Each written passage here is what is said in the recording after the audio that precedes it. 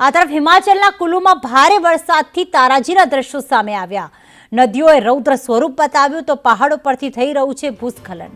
કુલુમાં સરવરી નાળાના ધસમસતા પાણીનો ડરાવતો નજારો સામે આવ્યો। બિયાસ નદીમાં નાળાનું પાણી ભેગું થતા પ્રવાહ વધ્યો છે। ઓટ પાસે પહાડ પરથી મોટો પથ્થર નીચે ખડકાયો હતો।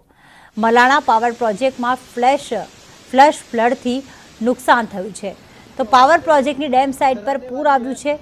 પ્રોજેક્ટના કામ માટે મૂકવામાં આવેલી મશીનરી પણ જાણે ખડખડ વહી ગઈ હતી। રમકડાની જેમ જે પ્રોજેક્ટનું હાઇડ્રા મશીન હતું તે પાણીમાં વહી ગયું હતું। એક તરફ બિયાસ છે, બીજી તરફ પાર્વતી નદી છે, તેનો ધસમસતો પ્રવાહ જે છે અત્યારે પૂરની સ્થિતિ ઊભી કરી રહ્યો છે। કુલુના ફોઝલા નાળામાં પણ ધસમસતા પાણીનો પ્રવાહ જોવા મળ્યો। સતત થઈ રહેલા વરસાદથી નદીઓના જળસ્તરમાં પ્રચંડ વધારો નોંધાયો છે તો આસપાસના વિસ્તારના લોકો સતત ભયમાં છે।